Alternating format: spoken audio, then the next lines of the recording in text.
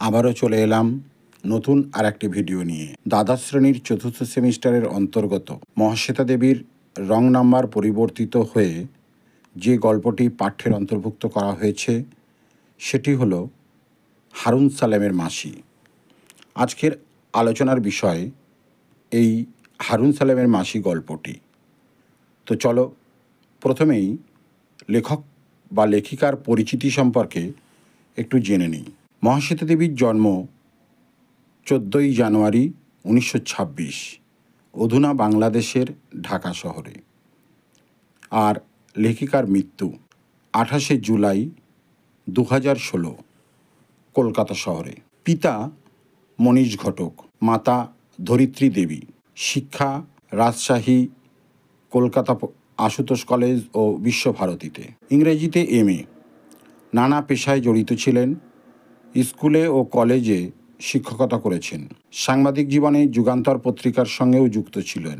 1980 সাল থেকে সাহিত্য রচনাই একমাত্র পেশা। এছাড়া শবর খেড়িয়া সহ অবনত সমাজের উন্নয়নে আত্মনিয়োগ। প্রচুর উপন্যাস ও গল্পগ্রন্থের রচয়িতা। ঝাঁসির রানী 1956 তার প্রথম প্রকাশিত বই। অন্যান্য উল্লেখযোগ্য: অরণ্যের অধিকার 1977, 1084 মা 1974, রুদালি, কবি বন্দ ঘটি, গাজী জীবন ও মৃত্যু 1967, সিধু কানুর ডাকে, নটি 1957, নৈরিতে মেঘ, বিরসা মুন্ডা, তন্নদায়িনী ও অন্যান্য গল্প প্রভৃতি। মহাশ্বেতা দেবী বাংলা কথা সাহিত্যে এক প্রতিবাদী ধারার রূপকার। বিশেষত অবহেলিত আদিবাসী জীবন তার রচনায় বিশেষ গুরুত্ব লাভ করেছে। ম্যাগসেসাই, জ্ঞানপীঠ, সাহিত্য একাডেমি সহ নানা পুরস্কার অর্জন করেছেন। দেশিকোত্তম ও পদ্মশ্রী উপাধিতে তিনি ভূষিত হন। চলো এরপর হারুন সালেমের মাসি গল্প পাঠ। গল্পটি পাঠের মধ্য দিয়ে প্রথম পর্বের পাঠটি আজকে শেষ করব। পরবর্তীকালে লাইন ধরে ব্যাখ্যা, শব্দের অর্থ এবং গুরুত্বপূর্ণ প্রশ্নগুলি নিয়ে আলোচনা করব, যা পরীক্ষায় আসার মতন। তবে একটু ভিডিওটি বড় হবে, তাই পাঠ করে করতে বাধ্য হচ্ছি। তোমরা সহযোগিতা করো, লাইক, কমেন্ট, শেয়ারের মধ্য দিয়ে সকলের কাছে পৌঁছে দিও। পরস্পরের এই সহযোগিতার মধ্য দিয়ে আমরা সবাই অনেক দূর এগোতে পারবো। তাহলে কথা না বাড়িয়ে চলে শুরু করা যাক গল্প পাঠ হারুন সালেমের মাসি। হারুন সালেমের মাসি মহাশ্বেতা দেবী। অঘ্রাণের সকালে জলের ওপর ঠান্ডা স্বর ভাঙেনি। বাস স্ট্যান্ডের চায়ের দোকানে উনুন ধরেনি। হারা গৌরবীর উঠোনে এসে দাঁড়ালো। হারার বয়স 7 হলে কি হয়, জ্বরে জ্বরে জিভ এড়ে কথা ওর সড়গড় হয়নি এখনো। মাঝে মাঝে কথা আটকে যায়। হারা বলল, মা ললে না মাসি? ডেকে ডেকে দেখলাম মা রা দেয় না। গৌরবী ওর নিড়ানি আর থলি খুঁজছিল। হাতে নিড়ানি নিয়ে পেট কাপড়ে থলিটা গুজে গৌরবী আর হারার মা বিলের ধারে খাল পাড়ে থানকুনি পাতা তোলে, কচু শাক কাটে। যজ্ঞডুমুরের ডাল, দুর্ব ঘাস, বেলপাতা যা পায় সব ওরা বেচে দেয় যশোদের কাছে। যশোদারা কজন রোজ সকালের গাড়িতে কলকাতা যায়, দুপুরে ফেরে। গৌরবী যায় না। গৌরবীর একখানা পা জন্ম থেকে খুঁতো, গোড়ালি আর পাতা বাঁকা, আঙুলগুলো পেছনে বাঁকানো। গৌরবী তাড়াতাড়ি হাঁটতে পারে না। শাক পাতা গুগলি তুলতে হারার মার ওপরই ওর নির্ভর। ঈশ্বরের জিনিস তো, শাকে পাতায় দোষ নেই। হারার কথা শুনে গৌরবী অবাক হয়ে গেল।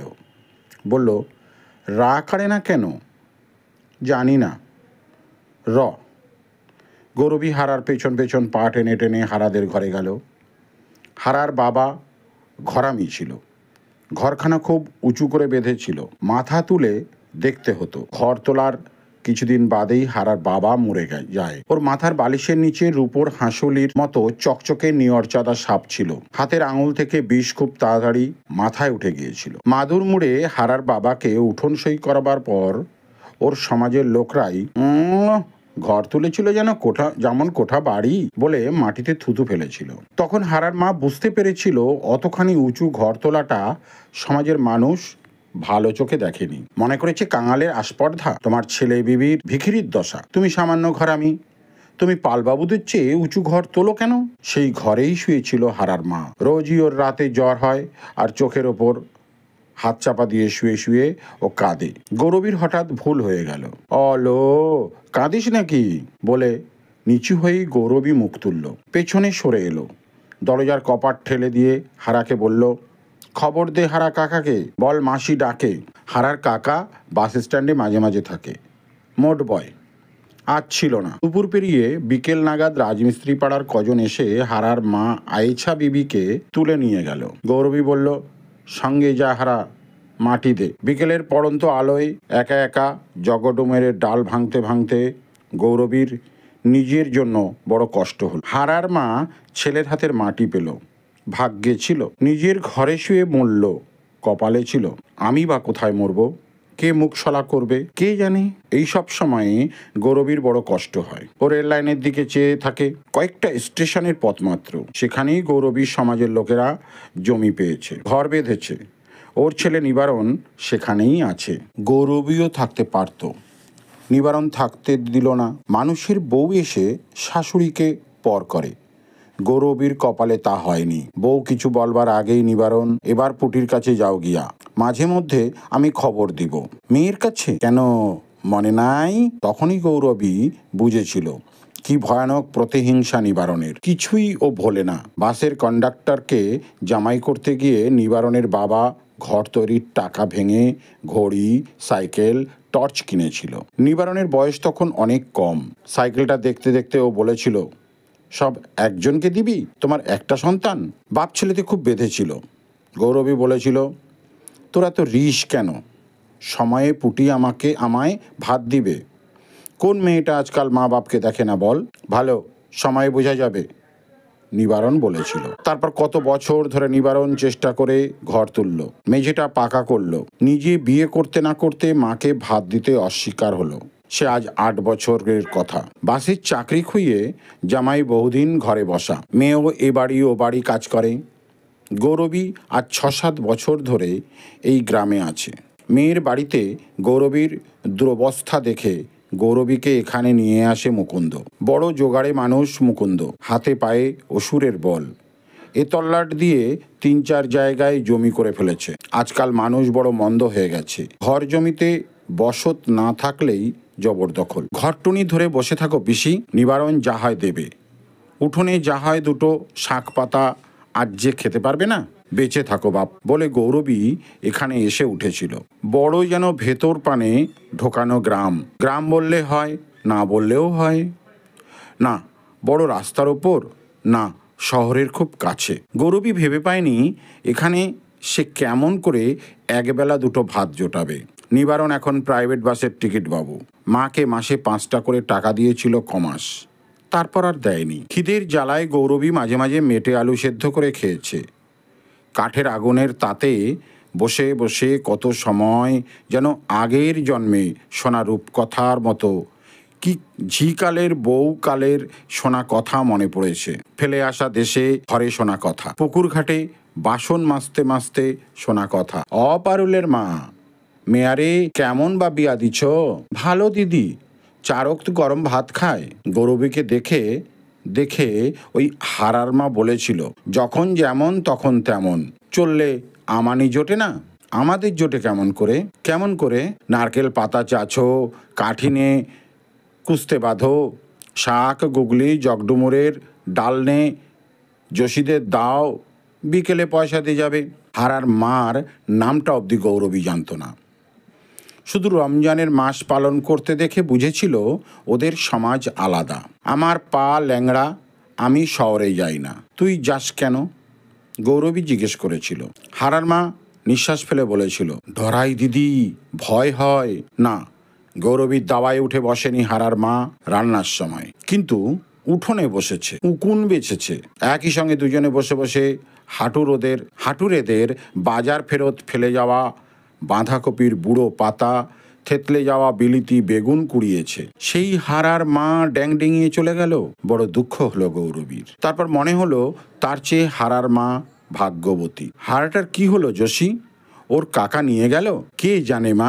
যোশী প্রায় ছুটে চলে গেল। যোশীরা হাঁটে না, ছোটে।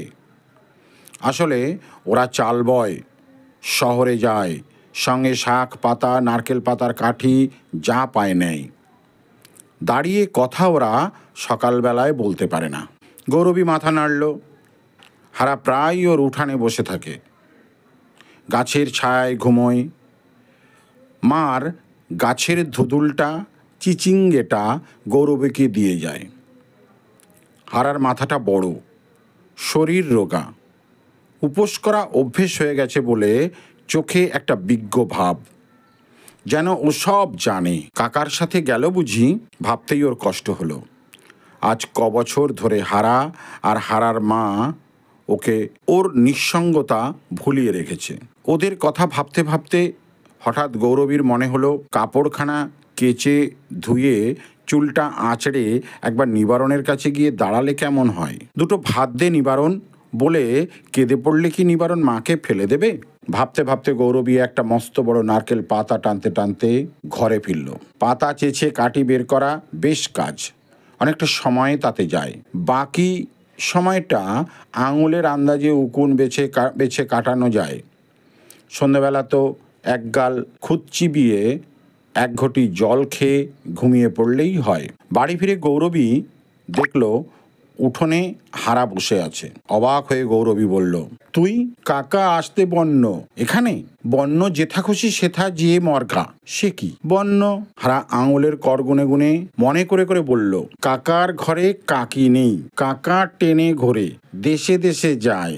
তো নিজের কাকা? মা বলতো নিজের নয়, তো নিজের কে আছে? মা বলতো কেউ নাই। যা দাওয়ায় খেয়ে শোকা। গৌরবী নিজে একগাল খুদ খেলো, হারাকে একগাল দিল। তারপর চাটাই বিছিয়ে গড়াতে গড়াতে ভেবে চিনতে ওর মাথা ঘুরে গেল। হারা কি ওর কাছেই থাকবে নাকি? কি বিপদ, কি বিপদ! ও নিজের বলতে কেউ নেই। হারার মার কথা মনে পড়ল। ছেঁড়া কাপড় গেরো দিয়ে পরা, রোগা ছিপছিপে মানুষ, এক মাথার উক্ষ চুল, চুলের বাহার খুব পোকড়া ফুরফুরে, গলায় একটা মাদুলি ছাড়া গয়না নেই। দুঃখীর দুঃখী, দরিদ্রের দরিদ্র। এমন গরিব দেখলে গৌরবীর বউকালে শাশুড়িরা বলতো, তেল জল দেও, মাথায় দেউক, ভাত দাও, পেটে খাও। নিজের কেউ থাকলে এমন অবস্থা হতো কি? অসম্ভব দুশ্চিন্তা হলো গৌরবীর। হারার মার সাতকুলে কেউ নেই, তা বলে গৌরবী কি করবে? তার নিজের আতপেটা অন্ন জোটে কিনা জোটে। তাছাড়া গৌরবী কেমন করে বা হারাকে ঠাঁই দেয়? হারা কি তার ধর্মের মানুষ না সমাজের? হারা ঘুমের মধ্যে অল্প অল্প ফোপাচ্ছে। বুঝি মার কথা ভাবে। গৌরবী অস্ফুটে বলল। তারপর চাটাইটা নিয়ে হারার কাছে গেল। হারার গায়ে হাত দিয়ে বলল, কাত ফিরে শো হারা, স্বপ্ন দেখিস, ভয় কি? গৌরবী মনে মনে ঠাকুরকে ডেকে চোখ বুঝল। এই গ্রামে যে মানুষ বলতে নেই, গৌরবীকে কেউ অমন একটা বাছুর পালতে দেয়। নিজের বলতে একটা ছাগল, একটা বকনা গাই থাকলে কি গৌরবীর আজ এই দশা হয়? থলিতে চাল সামান্যই ছিল। চালে ডুমুরে মোচার কোলের কচি ফুলটায় নুনে একসঙ্গে জাউ বসিয়ে দিয়ে গৌরবী ভেবে পেল না এরপর হারা আরও কেমন করে একবেলা এক মুঠো খাবে। এখন ওর হারার মার ওপর রাগ হলো। কি বেয়াক্কেলে মানুষ বল, কি অবিবেচক! সাতকুলে কেউ নেই, আমার ভরসায় ছেলে রেখে চোখ বুঝলো। এখন জাত বা কেমন করে থাকে, ধর্মের বা কি হয়? খুব রাগ হতে লাগলো গৌরবীর। কিন্তু অনেক বেলায় হারা যখন এসে বলল, মাসি মেটে আলু রান্না করবে, তখন গৌরবীর মুখ হাসিতে ভরে গেল। কত বড়টা রে, কোথায় পেলি? ঘরে ছিল, মা বলেছিল। হারা কর গুনে গুনে বলল, মাসিকে দিস হারা। আর বলেছিল কি? মাসির পা ধরে পড়ে থাকিস বলেছিল। গৌরবীর শুকনো বুকে যেন কিসের ঢেউ লাগলো। নিবারণ যখন ছোট ছিল, সাবিত্রী যখন হামা টানে, তখন ঘর নিকোতে নিকোতে বাসন মাজতে মাজতে ওদের কান্না শুনলে বুকের ভেতর এমনই হতো বটে। নিবারণ তো ওকে চায় না। সাবিত্রী এখন নিজের সংসারে ভাত জোটাতে হিমশিম খায়। ওদের ওখানে থাকতে তো গৌরবীর নিজেকে শুধুই একটু পাতা মনে হতো গত বছরের মনসা পুজোর ঘরটা যেন ফেলে দিলেই হয়। হারার মা ওর কথাই হারাকে বলেছিল। বড় ভালো লাগলো গৌরবীর। নিজেকে বড় প্রয়োজনীয় মনে হলো হঠাৎ। গৌরবী সামান্য স্নেহ মমতায়, মিষ্টি কথায়, আবেগে গলে যেতে পারে। এখন ও নাক টেনে চোখ মুছে বলল, দুঃখী আর এক দুঃখীর মন বুঝে। তাই বলেছিল, নে হারা মেলা কর, পুকুরে যা। বিকেলে যোশী এসে উঠোনে বসলো। যাওয়ার সময় ছুটে ছুটে যায় যোশী। ওদের পুরুষরা কোনোদিন ভাত কাপড় দেয় না, যোশীর বরও দেয় না। ওদের মেয়েরা আশা করে না পুরুষেরা ভাত কাপড় দেবে, যোশীও করে না। যোশীরা শরীরে খেটে সংসার বেঁধে তোলে, ছেলেপেলেকে জন্তুর মতো জাপটে ভালোবাসে, আর স্বামীদের খুব তোয়াজ করে ভুলিয়ে রাখে। যোশীর নাকটা চাপা, কিন্তু মুখখানা বেশ পান পাতার মতন হরতনি ছাদের। চোখ দুটো সদাই ঘোরে এদিক থেকে ওদিক। সবাই বলে যোশীর চোখ এড়িয়ে কেউ যেতে পারে না। হাড়ির ভেতর চাল আছে না ধান আছে যোশী একবার মাত্র চেয়ে বলে দিতে পারে, কি গো মাসি, কি বলবে? এই গায়ে পড়ে গা দুলিয়ে কথা বলাটা একেবারে পছন্দ নয় গৌরবীর। তবে এখন গরজ তার। তোরে একটা কথা বলবো বলে ডেকেছি। বলো। দাঁড়াও মাসি, ওকে হারা নয়? ওর কথাই তো বলবো। কি? গৌরবী একটু ভীতু হাসল। দলে নিতে হবে যোশীকে, নইলে গৌরবী হারার ব্যবস্থা করবে কি করে? ওর মা তো মরে গেল, ছেলেটা এখানেই ঘরে যোশী দুটো ভাত খায়, উঠানে ঘুমায়, ঘরে দরে উঠে বসে না তো। দেখো বাবা, ছোঁয়া না পায় একাকার করো না। না না, উঠোনে থাকে, ওরই শানকিতে খায়, আমি উপর থেকে ভাত দিই। ওর কেউ নেই? তাই তো তোকে শুধাই যোশী, তুই তো যাস শহরে, ওর মতো ছেলেদের কি কোনো ব্যবস্থা আছে? আমি কি জানি, থাকার মধ্যে তো ঘরটুনি শুধু। অ, ঘর আবার ওর কি? ঘর বাঁধা তোমার কুটুম ওই মুকুন্দবাবুর কাছে। তাই নাকি? নয়তো কি? হা ভগবান, এক কাজ করতে পারি। কি? শহরে ছেড়ে দিতে পারি, ভিক্ষে করে খাবে ওই ছেলে। তবে আমার কি, তোমার মাসে ভীমরতি, ভিক্ষে করে খাবে, না খাবে না খাবে, তোমার কি আমার কি? যোশী, সে কথা সত্যি, তবে কি? যোশী জীবনে কখনো কারো কাছে দয়া পায়নি, এখনও পায় না। ট্রেনে একটু বসার জায়গা, চাল বেচা লাভের পয়সা ওকে আঁচড়ে কামড়ে আদায় করতে হয়। 7 বছর বয়স থেকে না খেটে একবেলা ভাত খেয়ে পেয়েছে মনে পড়ে না যোশীর। দয়া টয়া দেখলে ওর অঙ্গ জ্বলে। গৌরবীর কথা শুনে ওর সর্বাঙ্গ জ্বলে গেল। যোশী বলল, তোমাদের দেশের রীতিকানুন জানি না মাসি, তবে মুকুন্দবাবু জানলে পরে তোমায় খেদা করবে। খেদা করবে কি কথা রে? মুকুন্দ আমার কে হয় জানিস? আপনজনা। তাই যে শাক গুগলি কুড়িয়ে বেড়াও আর একবেলা পোস্টা ভাত খাও। গৌরবী কেঁদে ফেলল। যোশী বলল, দয়া দেখালে, দুগাল মুড়ি দিলে তা বুঝি। তোমার নিজের পেট চলে না, তুমি যাও অন্যেরে ভালো করতে। আমি বলি শোনো, ওরে শহরে ছেড়ে দে আসি, বাঁচে মরে ও বুঝুক গা। শহরে কি ছেলে বাঁচে না গা? শহরে কি ছেলে বাঁচে না গা? বাজারে আমের আটি চুষে, পচা কলাটা বেলটা খেয়ে, ফুটপাতেরে ঘুমিয়ে অমন লাখোটা ছেলে বড় হচ্ছে না? শোন, তা যা হবে, একবার একটা বুদ্ধি করি। কি?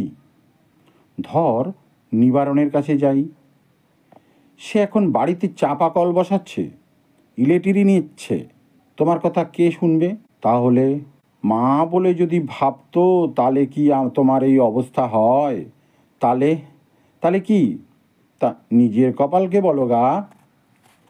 যোশী উঠে দাঁড়ালো, বলে গেল, খাওয়া দাওয়া ছোঁয়া ন্যাপা সৃষ্টি করো না মাসি, তোমার বাগ্যতা করি।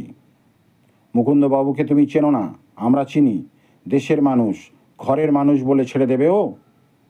মুকুন্দবাবু এই বাড়িতে মনসা ঘট পুজো করলে ভাত ধরে পাটা কাটলো, আমরা সবাই খেয়ে গেলাম, তিনি শুনলে খুব বেজার হবেন গো। গৌরবীর ভেতরটা ভয়ে শুকিয়ে গেল। গৌরবী যোশীর হাত ধরে বলল, কারো বলিস না যোশী, তোর পা ধরি, আর শোন, মেটে আলুটা নিয়ে যা। যোশী চলে গেল। গালে হাত দিয়ে ভাবতে বসলো গৌরবী। কি করে এখনও, কোথায় যায়? মুকুন্দ যদি জানতে পারে, তবে যদি রাগ করে? গৌরবী 7-5 ভেবে কাপড়খানা কাচতে বসল। নিবারণ যদি একটা বুদ্ধি দেয়, যদি বলে এসো আমার কাছে থাকো। আহা, তেমন ভাগ্য কি হবে না? হারার মাকেই যখন ওরা গোড় দিল, হারাও এক মুঠো মাটি দিল। গৌরবী কি ছেলের হাতের আগুন পাবে না? ভেবে গৌরবীর চোখ জলে ভরে গেল। নিবারণের বাড়ি দেখে গৌরবী আর চিনতে পারে না। টিনের চাল, পাকা দেওয়াল, উঠোনে চাপা কল। গৌরবীর ঘরের এখানে ওখানে খড়ের নুটি গোজা। বকফুল আর বাজা আম গাছটার পাতা পড়ে পড়ে উঠোন নোংরা হয়। সন্ধে হলে শেয়াল উঠোন দিয়ে হাঁটে। সেবার শীতকালে তো খটাস না বনবিড়াল এসে ঘরে ঢুকেছিল। এমন ঘর সংসার সাজালো নিবারণ, তা সে ঘরে মায়ের জায়গা হয় না। নিবারণের বউ বলল, দেখে নজর দিও না মা, নজর দিও না, 2 প্রাণী খেটে খুঁটে এটুনি দাঁড় করিয়েছি। না বাছা, লজর দিইনি। এসেছ সব, চা খাও, জল খাও। দে বউ, একটু চা দে। ছেলের সঙ্গে দেখা করো, তবে যেন কাঁদতে বসো না। বড় রাগই ছেলে তোমার, জানি। আর দেখো। বউ আকাশের দিকে মুখ তুলে কি যেন ভাবল। তারপর ছেলেকে বলল, পয়সা নিয়ে দোকানে যা, চা পাতা কিনে আন, ঠাম্মা চা খাবে। ছেলে বেরিয়ে যেতে বউ পেট কাপড় থেকে 2 টাকা বের করে গৌরবীকে দিল।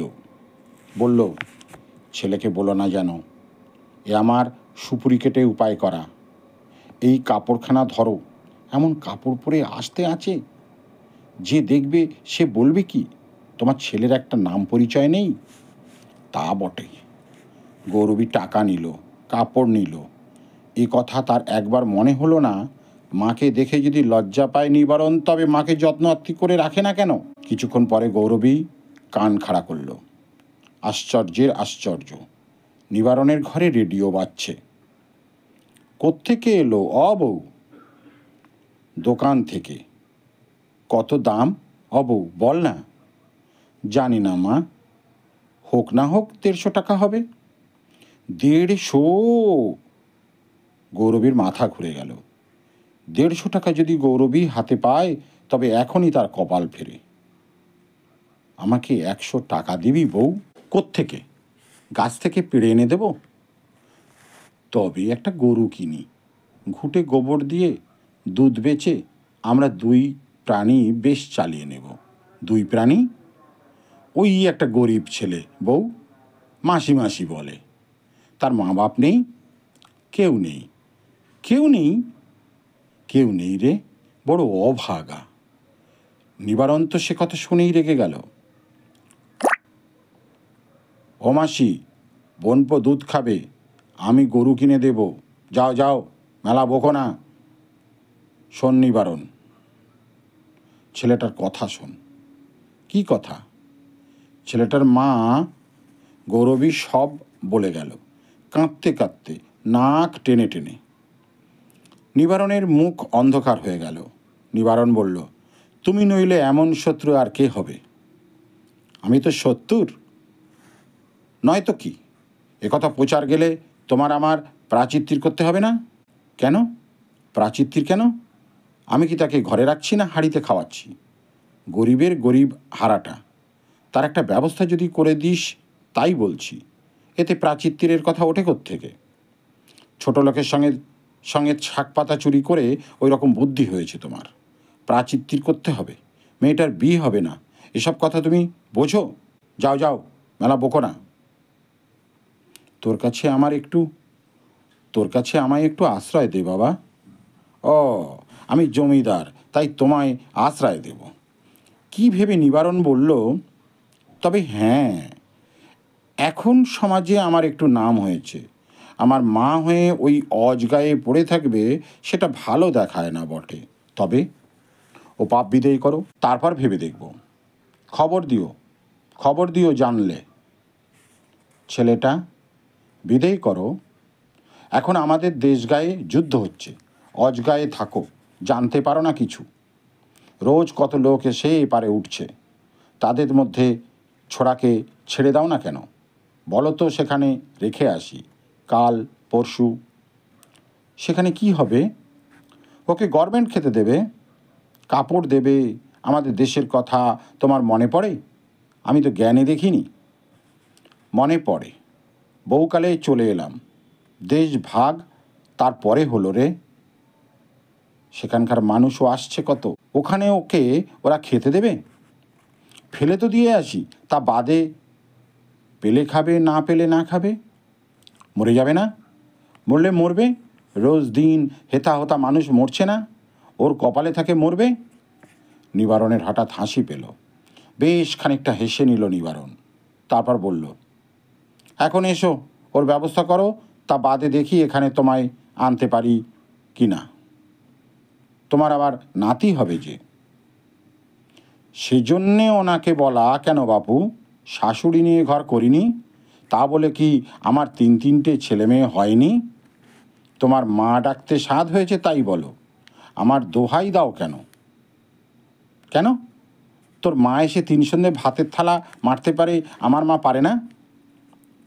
ওরে আমার মা সোহাগী ছেলে, আমার মাকে তুই তাইয়ে তুই 21 টাকা নাওনি, শোধ দিয়েছিলি, সে কথা মনে করো একবার। তবে রে, দুজনে ধুন্ধুমার ঝগড়া লেগে গেল। গৌরবী ভয়ে ভয়ে বেরিয়ে এলো।